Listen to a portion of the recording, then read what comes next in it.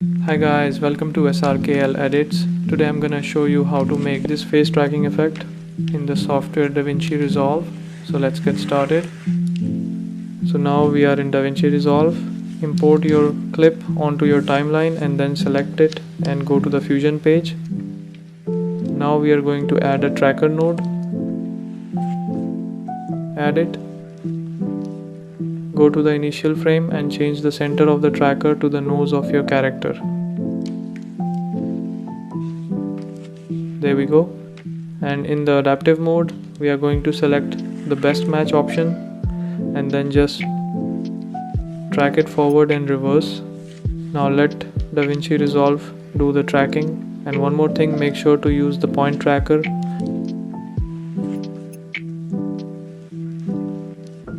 Now go to the operation tab and in the operation select match move.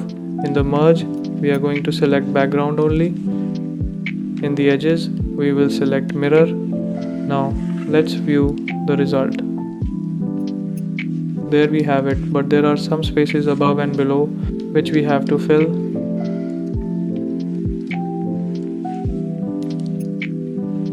Select this media in and then add a transform node now. Make sure to select the second transform and add it.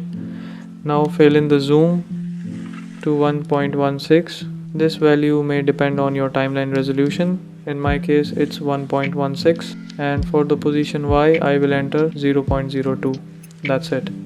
And in the image adjustment, take this crop box and enter 0.05 for both top and bottom, and there we have it. Now let's just check the result.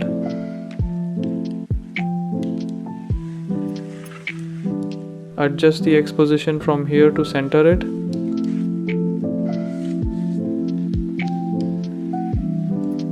Instead of manually adjusting the keyframes, this is a better option. And there you have it.